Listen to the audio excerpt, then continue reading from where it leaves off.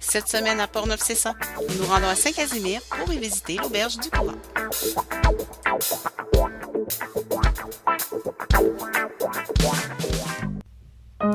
C'est en juin 1890 que le cardinal Taschereau bénit le tout nouveau couvent des Sœurs de la Providence à Saint-Casimir.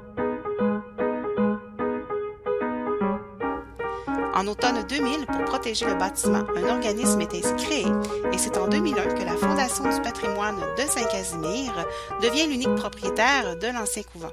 Aujourd'hui, nous rencontrons Madame Danielle Dusablon de la Fondation du patrimoine de Saint-Casimir. Alors, Madame Dusablon, on est dans un lieu particulier, les cuisines du couvent à Saint-Casimir. Alors, justement, racontez-nous un petit peu d'histoire sur cette cuisine-là. Bien, évidemment, quand j'étais petite fille, moi, j'étais une pensionnaire ici au couvent. Donc, le couvent, c'est les Sœurs de la Providence qui étaient les religieuses de l'époque.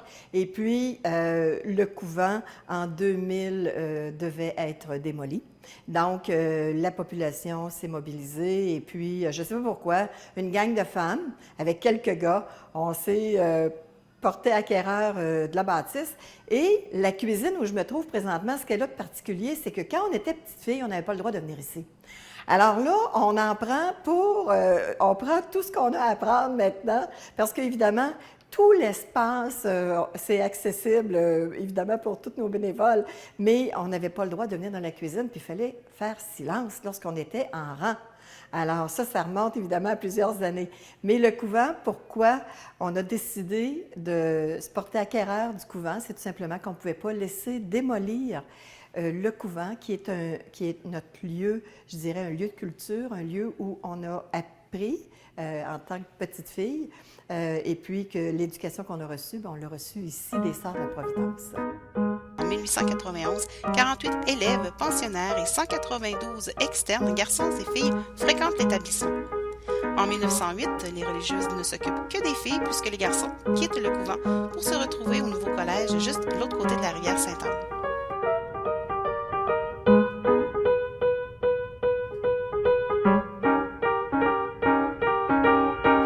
Est-ce que les sœurs cuisinaient bien?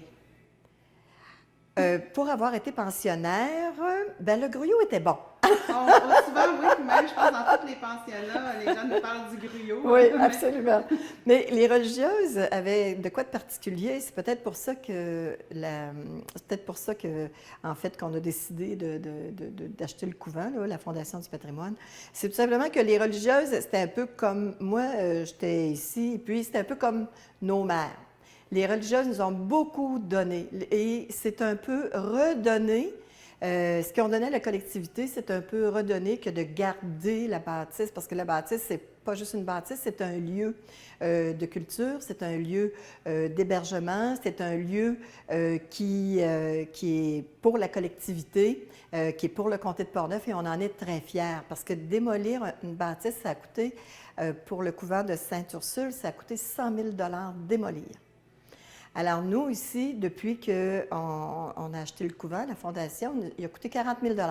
20 000 $ que les religieuses nous ont donné et 20 000 $ qu'ils nous ont prêtés. Sauf qu'on n'avait pas un sou. Alors, donc, c'est le projet, bien évidemment, on s'est dit, qu'est-ce qu'on fait? En premier, on voulait faire juste accueillir des cours, des choses comme ça.